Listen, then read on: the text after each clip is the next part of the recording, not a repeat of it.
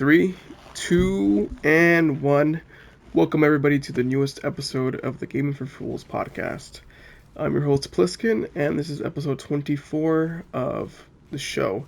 Welcome, guys. This is right off the heels of the very first State of Play for 2024, and the show really just hopped off with Helldivers, which is this second entry to the franchise. It's coming out very, very soon. This is really Sony's last push for this game via State of Play or some kind of showcase style format. And this is like really the first time I've seen this game in action in video. And I'm not super crazy about it. I know that the game used to be a top-down perspective, and the first game made some money, got some reputation, got a devoted fan base, and they've now shifted the perspective to third person, which is more of a accessible perspective. I do wonder, however, how the original fans of the first game feel about this, because that's a major shift of perspective and gameplay flow. So I do wonder how they're taking to that. Will they play this game? No. Should you buy it, and should you support any developers that make games that could potentially appeal to you? Sure. If this game appeals to you, why the fuck not? Support small developers. And that was Helldivers. I'm not super crazy about it. It's there for people who are interested. But moving on, in the first half of the State of Play, they gave us the first trailer for Judas in about 2 years. And holy fuck, this is the new Ken Levine game by Studio Ghost Story, formerly of BioShock and 2K. Looks so good. So excited. This is my most anticipated game by far out of any IP, any sequel. This is the most excited I am for a game right now, and that is for Judas. What really seems like a spiritual successor to BioShock, and fucking so excited. We saw some moments of gameplay. We got some story set up. We got some more background against. She seems to be the protagonist. Might be the antagonist. Who knows? And it just looks amazing. I'm super excited for it. It seemed like it's coming sometime in 2025. That's a day one purchase for me. Coming out on PS5 and presumably Xbox and maybe PC. We also saw a little more of Death Stranding 2 by Hideo Kojima, and boy oh boy, I knew a lot of people were speculating that Kojima had to reinvent this game mechanically, moment to moment, because they couldn't just kind of right off the heels of a walking simulator and make a walking simulator part 2. They couldn't do that. Like, they shouldn't do that. But they were all wrong, because this is exactly that. Walking simulator 2. Post-apocalyptic Mailman 2. I'm not excited for that at all. I'm not excited to play this game. I am excited to watch this game in motion when I'm able to put the controller down on my lap, fucking grab a fistful of snacks, put it in my mouth, and just watch this movie that Kojima was presenting and directing to us. That much more excited for that aspect of the game, as opposed to balancing myself off of a fucking gravel texture. It just didn't really grab me at all. I famously, to my small niche of viewers, I fell asleep playing this game. Like, on this very couch, I fell asleep playing to the game. No matter how much my chat yelled at me in my chat to get me up, they couldn't get me up, because I was just seriously like in deep sleep, because I was so bored. Am I excited for Death Stranding 2? Yes. Am I excited to play Death Stranding 2? Not really. Am I excited to see where the story and the characters evolve? Absolutely. But I don't know. If there's like accessibility options to make the game easier and make it flow easier, I'm just gonna fucking toggle that shit, because I want the moment to moment gameplay to be as tolerable as it can be, because last time it's just, again, too fucking boring. Too boring. Just point A to B and not really much in between. Some people really saw this game as like kind of like a Minecraft or like a No Man's Sky kind of thing, where it's real tranquil. It's a peaceful. It's a distressor kind of game. Sure, but it put me to sleep. Like maybe that was the point of it, but that's not why I play Hideo Kojima games. I'm excited to see this and see how it pans out, but I just I don't know, man. I need to see more. I will say though, story tidbits. Troy Baker's back, reprising his antagonist role. There's this like small ventriloquist puppet in this like, oh man, it's so cool. It's like he's everything in the game is like presumably going to be like 60 FPS minimum, right? But this character is like a stop motion character, and he's presented in such a way in that he's like his frame rate is like 10 seconds a frame. I don't know what the exact number is, but it's so charming. I love this character already. I love this character, and he's gonna be like what Mimir is to Kratos for this game, and I'm really excited for that. But if you give it a 1920 spin in a horror context, which is it's fucking great. I love that premise or right off the bat. So I think in addition to this character, I think hopefully A to B will be a little more tolerable and less boring, a little more dialogue, a little more world building. Like we saw in 2018's God of War and Ragnarok, there's just more conversation, more banter, character development in between these objectives. I'm excited to see more of it, but I just I hope Kojima can update and make the game more engaging from the A to B deliveries that we will be unfortunately doing for about 50 hours, because that previous game was 50 fucking hours. All right, moving on. Another game I saw of note was Stellar Blade. Um, this is again really my first time really getting into this game, trailer wise. I'm not much of a anime dude anymore. I just fell out of it after high school. But this is a third-person action hack and slash game set in a post-apocalyptic Earth, and Earth has been attacked by these aliens. Aliens have been taking over, killing everything in sight. And what humans did in response was to leave Earth and to find other planets to inhabit and to get away from these aliens. And this protagonist seems to be a creation of humans to defeat and defend humanity. And I like that premise. I always find the premise of a post-apocalyptic Earth super interesting, and so premise-wise, I'm interested.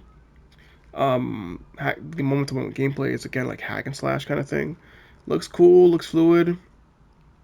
Um, I believe this game does something from like the PS3 era, and it's not a good thing. I don't think so. Like I guess like for my for my penis, it's great, but like from everything else, it's not. This game is really much of a PS3 game in the sense that it's just the female characters are over sexualized for like no good reason, like Kojima does with his females in his games. But like some of these girls, like they've got A cups, B cups. It's fine. It's conservative. That's cool. Whatever. I don't give a shit. But like the slightest movement, dude. Like they could just be turning, and their tits are just like flapping like they just did a fucking jumping jack. It's kind of ridiculous. Like you would see this like in games like Mortal Kombat Armageddon or Dead or Alive, and those are like PS3 generation games, games from 2007, 2008, 2009. Kind of I don't know, man. Just seeing that kind of trap or eye candy. In 2024, man, I don't know. Maybe I'm getting older. Maybe my tastes have changed. I'm also not a pubescent teenager whose balls just dropped. I don't know, man. It's just a little weird, a little cringy, but it's whatever. I think the game looks cool. I think the gameplay looks cool. I like the premise. I like the art style. Characters are cool. I do like the character designs. Very, very cool. Very like I want to say like this Japanese future post-apocalyptic thing. Looks really cool. I'm interested to see more of it. I could definitely see myself checking this out, but way post-launch. Like I'm talking like discount bin, like kind of thing. Looks cool. It looks cool. Like mechanically and premise-wise, it's right up my alley. But it's got that Japanese touch that could be the make or break for me. Um, so we'll see. We'll see how that pans out. I'm interested. They could definitely sell me on this if they really really want to. Let's see. Hideo Kojima at the end of this presentation, uh, he announced he is making after the launch of Death Stranding 2. He is launching first of all, a new IP, which is very exciting. Very exciting. New IP is coming. New IP is going to be a stealth action game, not Metal Gear related. As a Metal Gear fan, it makes me so fucking happy because I love sequels. I love predictable stories. I love it's a comfort food, right? It's like what Marvel is to all these Marvel fans. It's just like comfort food. It's just junk food movies, junk food games. It's fine. And there's nothing wrong with that. But for me, I I want something new. That's why I'm so excited for Judas because I don't really know what it's gonna be. I know it's gonna be some kind of spiritual successor to BioShock, but I really don't know where it's gonna go from there. It can go in really any direction, considering he's now independent and now he's creatively unshackled from 2K. And so now, given this context of Kojima again being independent but in partnership with PlayStation, creating his new IP after he's accrued so much knowledge and esteem and after so many games, mostly from the Metal Gear series, but especially lately with like games like PT, Death Stranding, this new horror thing he's doing with Xbox. Like I'm really excited to see what the hell this is gonna look like. I think it's safe to say it's gonna be third person perspective. I think it's gonna be probably some form of militia. Who knows? Stealth action game. Maybe it's not militia. Maybe it's more like survival horror kind of thing. And it's just a survival horror kind of setup, but moment to moment will be stealth. Maybe a more akin to like a Evil Within 1 or something like that. Like it's so interesting. It's just really the possibilities are endless here, especially with Kojima, how his fucking strange mind works. So yeah, I'm so excited. That was like by far the most exciting announcement from that presentation. I think that and Judas for me.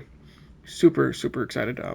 I think the state of play was pretty strong. I appreciate the deeper dives into these games, and we will be having another state of play in about 6 days, 7 days, and I will be once again covering that and giving shout outs. So yeah. Okay, moving on from State of Play, which I thought was very good. You should go watch it or don't. It's up to you. In between this last episode I recorded and put up last year, and now I started and beat Lies of P. Lies of P is a game by Round 8, and this game is fucking incredible, man. It was so good. This game takes influence from games like Bloodborne, Dark Souls, even Neo, and it really just evolves the Dark Souls and Bloodborne format and really pushes it in new directions that those franchises haven't really even like delved in. What I mean by that is typically in your Souls games, the story presentation is really sparse. Like you might have a cutscene every now and again, but your character doesn't speak. He's a mute. Or some of these games he'll speak very little. It's like very minimal. Very for all intents and purposes, your characters in your Dark Souls games are silent protagonists, and there's nothing wrong with that. But the game's story is it doesn't hand drip you the story. It's like you get the story by reading descriptions on items, on weapons, gear, consumables, notebooks, of course, and that's about it. You don't really get cutscenes with these 10-minute long conversations about the story and motivations and struggles. You don't have that in those games. And again, for for some people that's great because you get to enter your own story or your experiences or get to infer based off what little information you have, and you start to create this larger story in your head. And again, that's cool. That's great for those kind of players that want a story like that that's really sparse. Or maybe they just want to focus on the gameplay, which is again that's cool too. That's why I play Dark Souls games. I play it for the gameplay and the moment to moment thing, not really for the story, you know. And so now we get to Lies of P.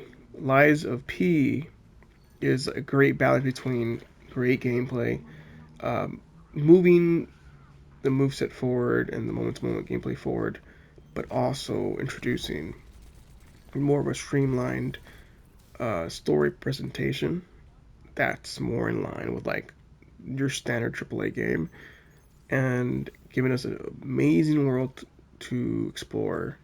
Tons of bosses, tons of enemies, tons of weapons, tons of gear, tons of perks, tons of customization, choice making. It's just so many things about this game. It just does right. Um, you play as Pinocchio, who has been woken up by the Blue Fairy, and your task is to find Geppetto in this city called Krat to put a stop to these puppets, which are essentially robots that have gone haywire and started killing everybody in this town. And so you eventually find Geppetto. He's in this boxcar getting knocked on by this man in a donkey costume. You kill him and you save Geppetto. You take him back to this hotel, which is a safe haven for the last few civilians of Krat. And your whole goal is to liberate Krat from the puppets and the powers that be that control the puppets. And the story that ensues is just left and right. It's just great story, great characters, great writing, great ambiance. Gameplay's great. I love the weapons. You have your typical archetypes of weapons that you see in these kind of games. Like you have your daggers, you have your swords, your spears, your axes, your blunts. But what this game does differently is you could change the handle of these weapons and change the moveset, but keep all the attributes of the weapon. And so you could really mix and match and really find those animations and those timings that appeal to you and to your weapon. It's very cool. And then you're a robot. You're Pinocchio. You're a robot, and your left arm is another way to customize your character in which you can have an arm which deals electricity damage, which can stun, or you could have a flamethrower arm, or you could have a mine, or you could have like a gun, or you could have a grappling hook. Like there's so many different things you could do here, and it really makes it so you can have your own character and have really play the way you want to play, and the game runs fluidly. again, gorgeous. It's running on Unreal Engine 5.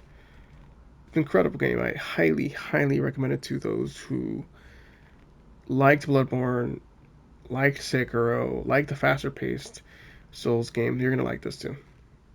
Even coming from me, I don't really give a like. I think Pinocchio is probably my favorite Disney movie.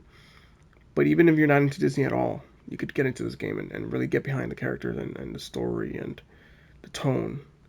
Because this is not a Disney story. This is a modernized. This is a dark, twisted take on a classic story, and I love that kind of shit. That's why I like the Evil Among Us. No, the Wolf Among Us. You know, and that's why the Wolf Among Us 2 is one of my most anticipated games because of that take on the fairy tale thing is so cool. It's so dark and grim and, and just gross. You know what I mean? Like in the best way. And so yeah, absolutely play Lies of P. It is very much worth your time and your money. It's great. Check it out. All right. Currently playing. I beat that game recently. I'm playing This Bed We Made. I forget the name of this game, but sorry, the name of the developer for this game. But it is a third-person detective noir mystery game where you play as a maid in the 1950s. Game starts with her in a interrogation booth, and they're asking what she knew and to recall her story. And as soon as she gets asked that question, the game starts. And so you play as this again, like this maid. She's just going through her 9 to 5. She's cleaning rooms, and she gets this like sudden peak of curiosity to start snooping around in these rooms that she's cleaning. So she puts down the mop or dustpan, whatever the fuck she has, and starts snooping through her suitcases, drawers, beds, and you just, if you really want to, you could look through everything, or you don't have to. Like it's really up to you. But your character ends up inevitably looking at some stuff that you shouldn't be looking at, and you go to talk to your buddies, kill time, and then they give you a call. They're like, hey, go check out 505 real quick. Go clean that up. You go to 505, the room 505. Doors open. You knock. No answer. You get in. You look to the left. Is the restroom door. It's bright red. There's only red light illuminating from this fucking room. It's really strange. There's no reason for there to be red light. This much red light. She opens the door. She discovers a dark room that's been transformed from a bathroom via a patron, and she takes a look at the photographs that have been taken, and the photographs are of the very maid that you're playing as, snooping through the room you just looked at. And the whole story is trying to find out who did what and why and who's next, what's the motivation, what's the crime. And so it's a great setup. It's an indie game. It's beautiful, but also like a little robotic at the same time, like the facial animations, the movements, very robotic, but somehow like beautiful at the same time. Like the artist who made these character models did a great job, but the animation is really lacking. Like it's very robotic. It's very much of like the way they turn, the way they talk. Like again, it's like they look beautiful, but they don't move.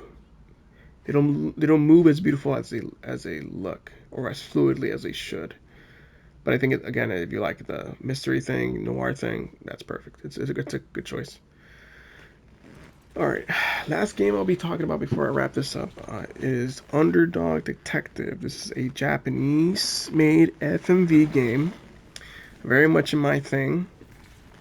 You play as a vendor of antiques in Japan who lives in this outcast town of just criminals, ex-cons, poor people, just orphans, really just like the bottom barrel of like humanity lives in this town. And you find yourself here just selling antiques to get by. until you you really just, this guy's a piece of shit. Like, you really just make up this fucking giant story about how you came to this item, this antique that he's selling to this poor unknowing woman, and she stupidly takes it and buys it, realizes that it's fucking bullshit, the story, comes back with like authorities and like gets his ass kicked, and he somehow gets himself hired to investigate a murder, potential murder from the general. The general is found dead right after announcing that his protege, the lieutenant, was going to get a raise. The night after he announced that this man, his protege, was going to get a raise in front of two other colleagues, the general's found dead. And so the lieutenant gets this fucking crazy vendor guy to become a detective. No fucking credentials, no experience. He just like, hey bum, help me out. And he says yes. And it's a murder mystery. It's shot again real time, live actors, live action, real sets. The set production in this game is, the scale is amazing. Like, I've never seen a set this impressive in a FMV game that, wasn't shot like in an actual town or something like that. It looks amazing. Voice acting, even though they're in Japanese, there's no English translation. There's only subtitles. That's it. But the voice acting, the acting, and the writing is strong enough to, even without the English overdub, is still fucking hilarious. Had me laughing. It's the main protagonist has so much charm. He's so fucking funny and retarded and horny and man, like, but he's got a good heart. Like, that's the thing. Like, he's a piece of shit for the most part, but like, he's got a good heart. He's got good intentions. And man, it's just a great story. It's a little longer on the tooth than I would have thought. Like, I really thought this was going to be like a 2 or 3 hour experience. This is really, like, turned out to be more like a 7 hour experience. I've been playing this game for over 10 hours and I haven't beat it yet.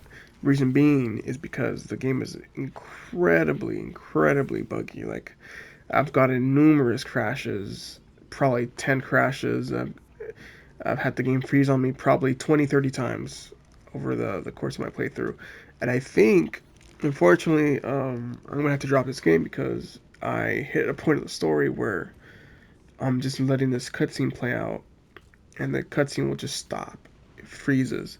The game freezes, but I'm able to exit out via menu or restart the PS4 5. But it's just, unfortunately, I just cannot. I literally cannot continue the game. The only thing I can do that I can think of is delete the game, reinstall it, and pray that it works. Because I've tried closing the game, opening it back up. I've tried restarting my PS5. Nothing worked. The only thing that's left is really just uninstalling the game, reinstalling, see what happens. If it doesn't work that final time, I'm just gonna have to delete the game and look at a YouTube walkthrough or something, because I really like the story. I love the story. I love the writing. I love the characters. I love, like, this weird romantic relationship he has with this very masculine yet beautiful militia woman who is, like, stunningly gorgeous but also as cold as fuck, playing hard to get. So there's a lot going for this game, but what I really think happened here was the game came out, the game bombed, made no money, and instead of investing into the game and patching it up and promoting it a little more, they really just said, hey, this game bombed, didn't do well, so let's move on to the next project. If they even had the luxury to do so. it's a shame, but the game is about little. I'd probably say more than 6 months old. Has not received a single patch. The game is still in its 1.0 state after 6 months, and all it needs is stability patches. So I can't imagine it'll be that hard because the game typically crashes after you've made a choice that will divert the story from its main course. Once that happens, the game crashes or freezes or whatever. So I don't know. I just find it really odd that it hasn't gotten a single patch in 6 months. That leads me to believe it's made no money and they've moved on, which is a shame because the game that is here is very very good. The game, the fucking live action FMV game is shot really well. It's well written. It's well acted. It just looks beautiful. It's great. It's great. But it's just it's literally for me right now, at this fucking moment, it's fucking playable. It's a damn shame. I kind of wish this game fucking sucked, so that the fact that it was broken would have been like, whatever. I could actually just delete it and move on to another game. But the fact that this game is good, it's good. Even with the language barriers, very good. The fact that the game has me fucking cackling constantly, but it's also breaking constantly. So we'll see what happens. I'll let you guys on the next I'll let you guys know on the next episode if and when I finished it, or if I didn't. But until then, I'll see you guys on the next one. Thanks for watching. Appreciate it. Take care now.